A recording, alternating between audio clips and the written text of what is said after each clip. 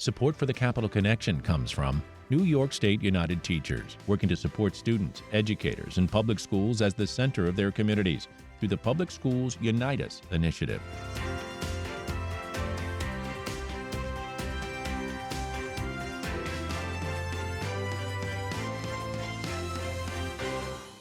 It's the Capital Connection. Hi, I'm David Gustino. With us this week, my colleague, David Lombardo, host of the Capital Press Room. David is also the host of WCNY's Dispatches from Planet Albany podcast and the public affairs television program Connect New York. You can find out more at capitalpressroom.org. Welcome back, David Lombardo. Thanks for having me, Dave. Well, as you and I know, as people who cover this, there's no shortage of stories ever in the state capitol. There's really no such thing as a slow news day. And I see you all the time interviewing different folks that we might not think of as being involved in and around state politics. I did, however, want to start with a sort of big piece on the table here. Obviously, the federal government and the cuts is impacting every state in the union. Of course, New York. You recently spoke to Phil Church. He's the president of the New York State Association of Counties. And that's just one area that is going to be impacted by the federal changes. Talk a little bit about him, the interview, and what we can expect. Sure. We had the Oswego County Administrator, Phil Church, who now serves, as you mentioned, as president of the New York State Association of Counties on the show, to talk about how counties are going to have increased obligations as a result of the what's called One Big Beautiful Bill down in D.C. As it pertains to the administration of SNAP benefits as well as Medicaid. And in light of the additional responsibilities they're going to have and some cuts to their funding, they're looking to the state to backfill that support. And they're just one of many stakeholders who are going to be clamoring for funding in 2026 as the result of federal changes. And it remains to be seen who is going to be able to get an additional piece of the pie from the state, because everybody's going to want something and the state has its own problems. So it remains to be seen which stakeholders are going to have significant sway and whether any of this has political repercussions for the congressional Republicans and President Donald Trump, who moved this bill back in July. Yeah, I mean, David, the cuts don't discriminate between a blue district or a red district. Yeah, they do, though, disproportionately hit blue states based on some of the policies that they have embraced. So in New York, you often hear about the people who are going to have their government-provided health care services or even their government-subsidized health care services impacted. In large part, the number of people that's infected in New York is a product of New York policies and policies that, say, red states maybe haven't actually taken. So some of this is targeted to a certain degree, but things like SNAP benefits, that's something that is, as you said, impacting people whether you live in a red district, a blue district, or a purple district. David Lombardo. And then there's the arguments that are being made from the state Republicans. You know, I'll pick one, Republican Minority Leader Will Barclay, who I talked to. You know, they are parroting the congressional line, which is basically when I ask them about cuts to SNAP and Medicaid and things, it's, well, on SNAP, you know, we're dealing with fraud. This has nothing to do with kicking legitimate people off. We're only kicking off the people that don't deserve it. Is that fair?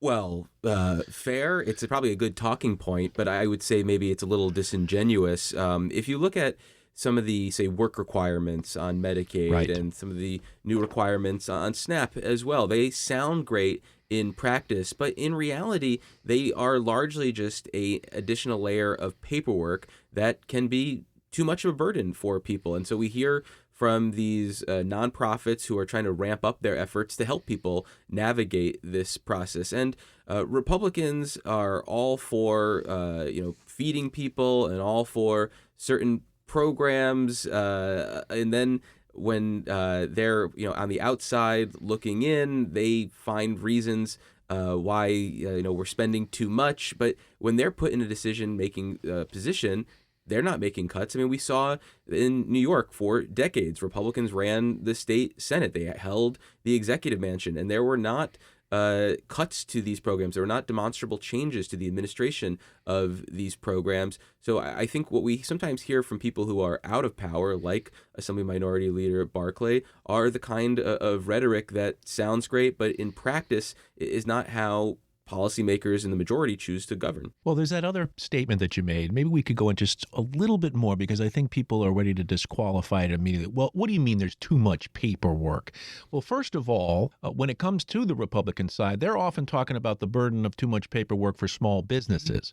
So now let's look at the human beings at the bottom of the economic scale.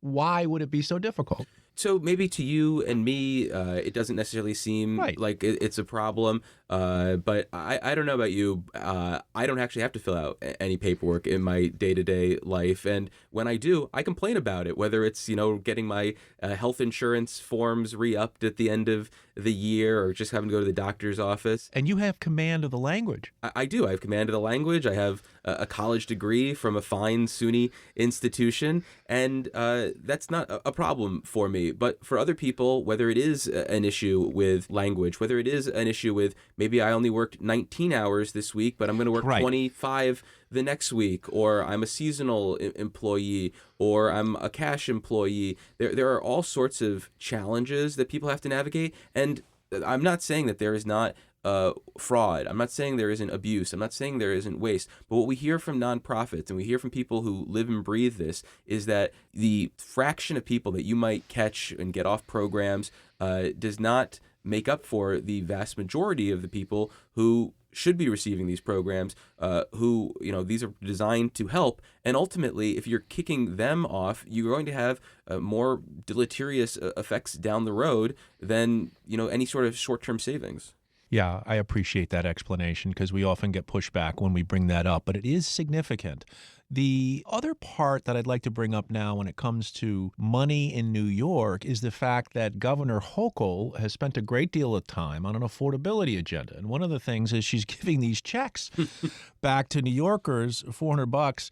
And, while right now, if you talk to the state comptroller, now's budgeting isn't the problem. It's out year budgets that are going to be in the billions in the hole.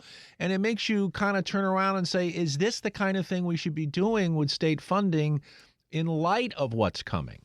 Well, you know how they say people can't really agree on anything in politics anymore? Sure. This is one of those great issues that has united, say, economists on the left side of the aisle and the right side of the aisle. And they're united in the fact that they don't like this policy. That's right. And this was originally conceived as a $3 billion proposal from the governor. It was eventually tapered down to $2 billion. It's worth $200 for New Yorkers who made $75,000 or less, and for $400 for families that made $150,000 or less, and there's a sliding scale for other amounts if you go above that. But what we recently had, our public media colleague Jimmy Vielkind was highlighting was the fact that you might get a check for $200 if you're an individual. Well, maybe put aside $20 to $30 of that because you're gonna have to pay taxes. Yeah, federal taxes on it, which means that a $2 billion program is going to include at least $200 million heading down south to Washington, D.C., which is another knock against this program. And this idea that, I qualify for this check and I am going to cash the check. I'm going to spend the check. Thank you very much for the check. I don't need the check. We don't need the check. And there are a lot of people and she didn't need to get it so that it was taxed on the federal level. Am I right about that? So if she wanted to distribute a check like this, it probably had to have a tax. If the governor wanted to just put money in people's pockets, they could have done other things. They could have done a tax credit. It just wouldn't have happened as fast. And it's also, I mentioned disingenuous with Assemblymember Barclay. Let's use the same thing for the governor here. Sure. Because she talks about it as an inflation refund check. Well, inflation levels right now are not as bad as they were in 2022, in 2023, in 2024, when she was also the governor and didn't push this type of initiative. So the idea that it's something that we need right now in this moment and that's a product of inflation is disingenuous, let alone the backflip bending over she needs to do to talk about where this money comes from, because that's a whole nother issue that is going to bore people to death. But don't listen too much about what the governor has to say about that. Well, and the idea that here we sit with these checks about to go out, and what are you going to think? Campaign, goodwill of voters, what's the ploy here? Yeah, I mean, there's this really cynical narrative that people are going to receive this and be like, wow, thanks, Kathy Hochul for Right. thinking about me, and I'll have a warm spot in my heart when I head to the ballot, maybe in June for the primary or November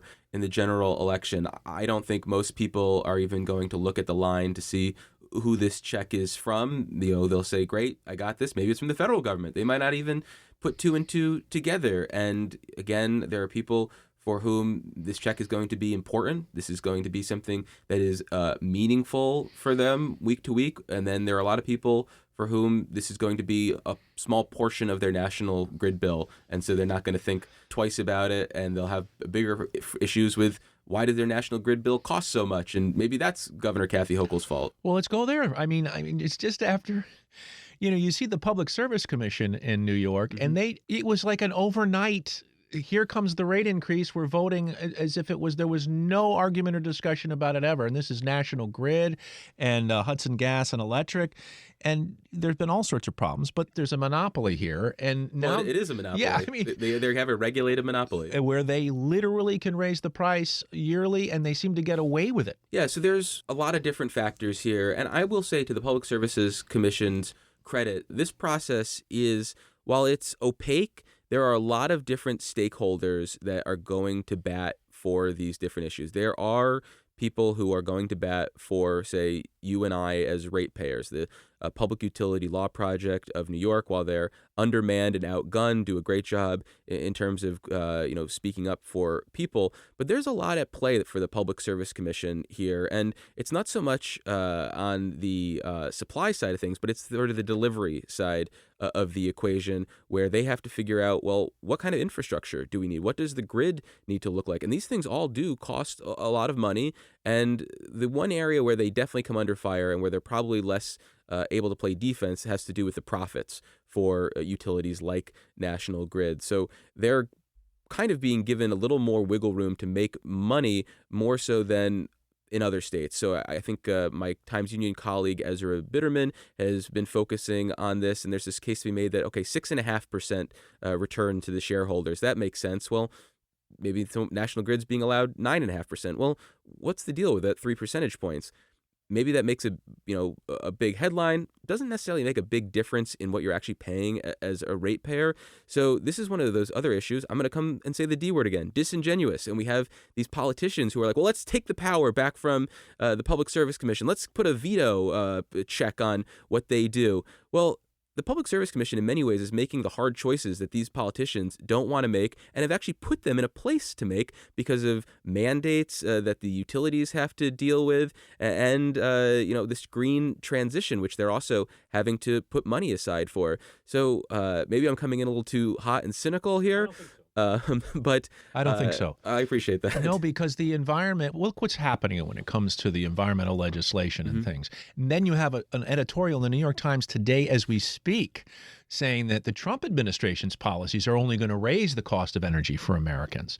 So talk about hard choices. Now the governor's embracing nuclear power. Yeah, she's endorsing nuclear, which, if it ever is materialized, which I think is still a big if, regardless of how many people are leaning their shoulders into it, this is something that's 5-10 years Yes. down the road. And some of the more immediate things are the conversation around a natural gas pipeline proposal that Which just got approved. yeah, well, it was given a green light by the Public Service Commission, which basically said, yes, we could see a case for needing this for reliability purposes, but they still have additional hurdles to go through. Sure. For example, the State Department of Environmental Conservation has to grant a water quality permit, basically saying this isn't going to have an adverse impact on the water. Well, multiple times in the past, they have said it does. And we've had the new DEC commissioner, Amanda Lefton, on the show, and I basically said, have any laws changed regarding this? No. Have any, understanding of the environment changed? No. Well, then why wouldn't you reject this pipeline proposal, since it's the exact same thing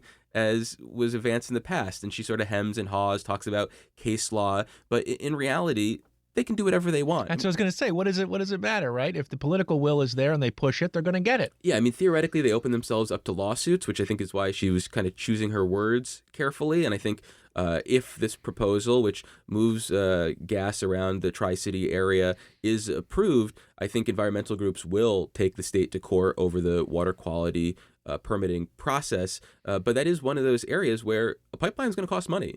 Yep. Ultimately, there's a case to be made maybe that it ends up being cheaper form of delivery and that there will be savings down the road. But there are upfront costs with that are going to be ultimately shouldered by ratepayers. We're speaking with David Lombardo, host of the Capitol Press Room. You can read more and listen at capitolpressroom.org.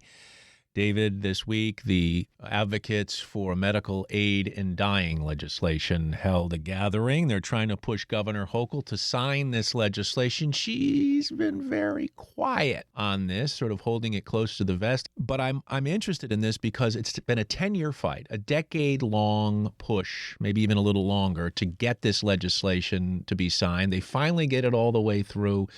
I know Corinne Carey, who I've talked to, who runs the coalition trying to pass this into law, and she seemed very positive for a long time that the governor was definitely going to sign it. Now some urgency as they're trying to push her to do so. Yeah, I definitely don't have a crystal ball on this issue to make a prediction on what the governor is going to do. I mean, for context, we have to think about this governor is someone who is, very liberal and progressive on issues like reproductive health, something that flies in the face of the Catholic Church, which she talks about meaning a lot to her, but at the same time has not necessarily embraced this issue, which is another one that the Catholic Church cares about. In terms of the polling, though, which, again, hopefully I don't sound too cynical, this is something that does poll well, but it's not overwhelmingly well. When I look at this and when I think about this, I think about it as something that means a lot to the proponents and maybe doesn't necessarily mean as much to the opponents. And I think the opponents are people who already maybe have an issue with the governor on things like abortion. So if the governor's making a calculation that maybe I'm going to alienate more people by signing this, by signing this, I think that might be an overblown estimation because she has not played her hand at this point. She's not revealed really how she's thinking about this, except to say whatever she does, it's going to be the right decision, which was an odd way to frame things from my ears. But yeah, I don't really know what's going to happen. All I can say is I think it'll be one of those bills that if it gets vetoed, it's going to be on Christmas Eve, New Year's Eve, Thanksgiving Eve, and if it gets signed, I really wonder whether the governor will lean into the bill and the optics and try to rally support, or whether she will,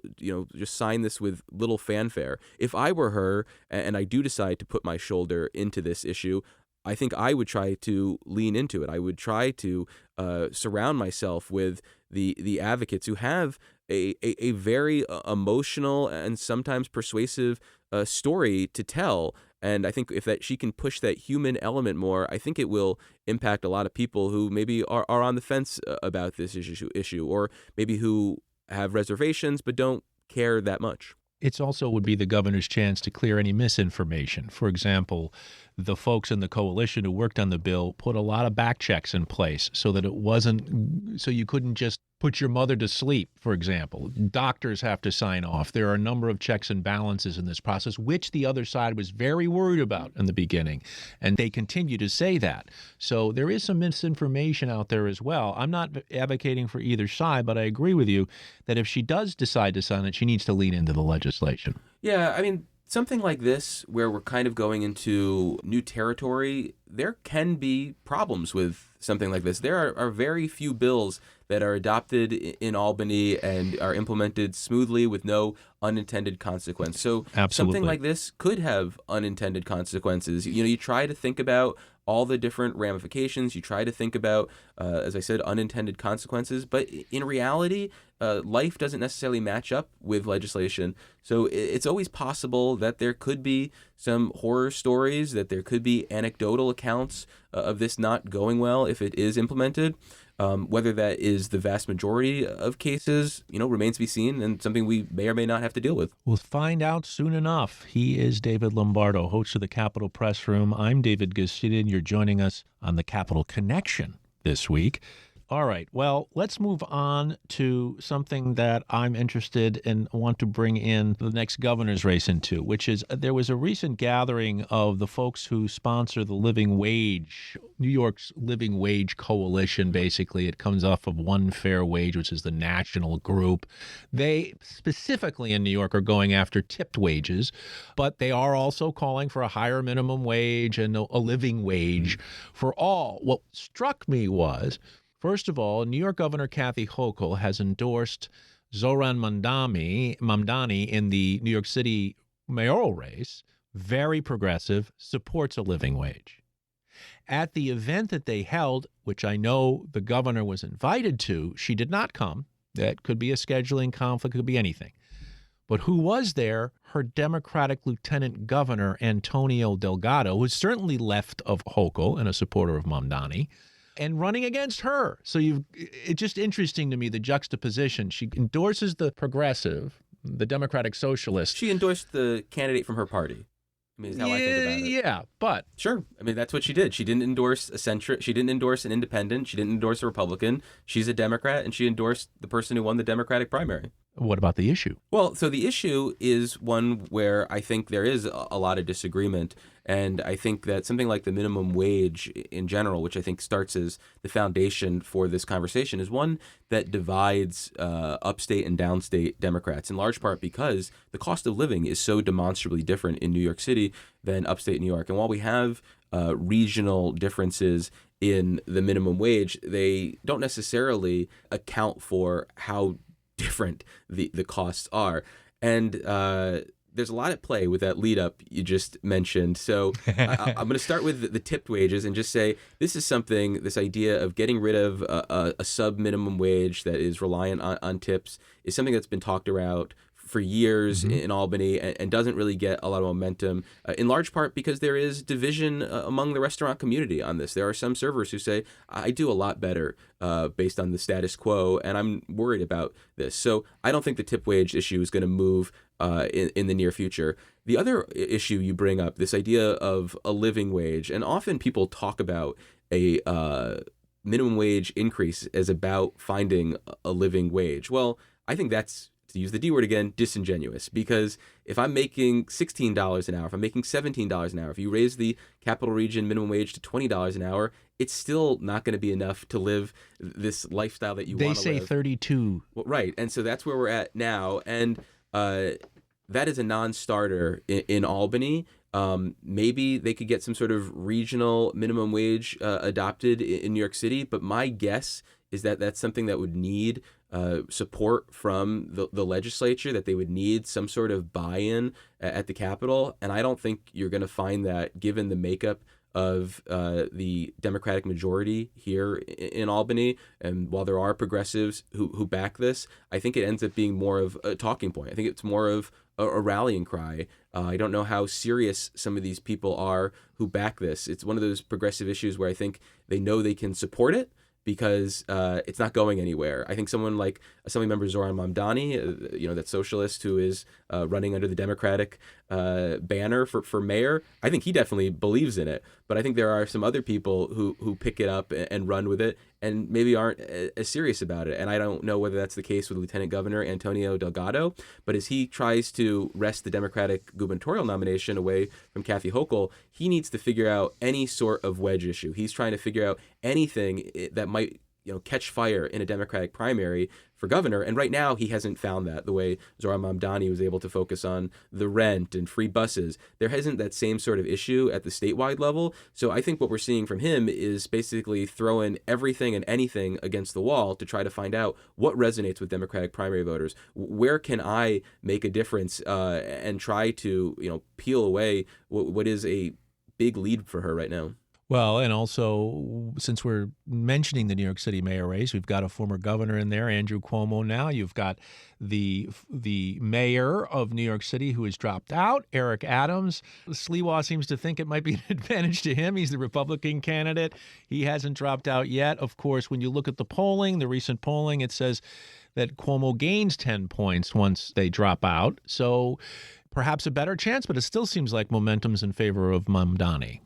Yeah, if you had asked me this question about this race, and I should put the caveat that we're talking 3 hours north. Of New York Absolutely. City. And there's time between now and Election Day. There is, although we're down to getting less than a close. month now, and early voting is going to start in a few days. If you had asked me about this race in the aftermath of the Buffalo mayoral election in 2021, when the incumbent Byron Brown lost the Democratic primary to India Walton, a socialist, and then ultimately beat her badly in just what was a write-in campaign. He wasn't even on the ballot. I would have said we're going to see something similar with Andrew Cuomo, who is actually on the ballot. But there are a lot of differences here. For one, that was a really low turnout primary in Buffalo. This was a high turnout primary in New York City, and I think there seems to be wider support for Zohran Mamdani amongst the electorate than there was for India Walton. And I also think Andrew Cuomo is a much more polarizing figure. It's a little Cuomo fatigue, you think, too?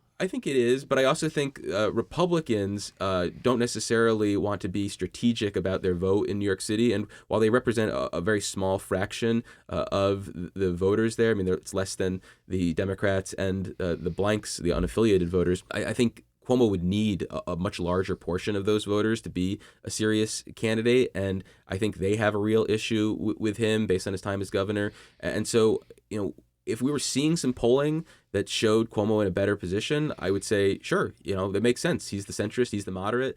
It doesn't matter that he's not one of the major party candidates running here. But right now, I think conventional wisdom, the status quo needs to be that Zohran Mamdani is going to be the next mayor of New York City. You know what, David Lombardo? I get talking to you, the time disappears. Is that a good thing or bad thing? It's a great thing. Okay. I have about 6 more things to ask you. You've been doing great work. I'll try to talk less. No. You just agree to come back. Okay. All right. David Lombardo, host of the Capitol Press Room for WCNY. Head to capitolpressroom.org and check out all the other things that he's doing. He is a jewel here down at the Capitol, and we appreciate his work tremendously. David, we'll talk again soon, I hope. Thanks, David.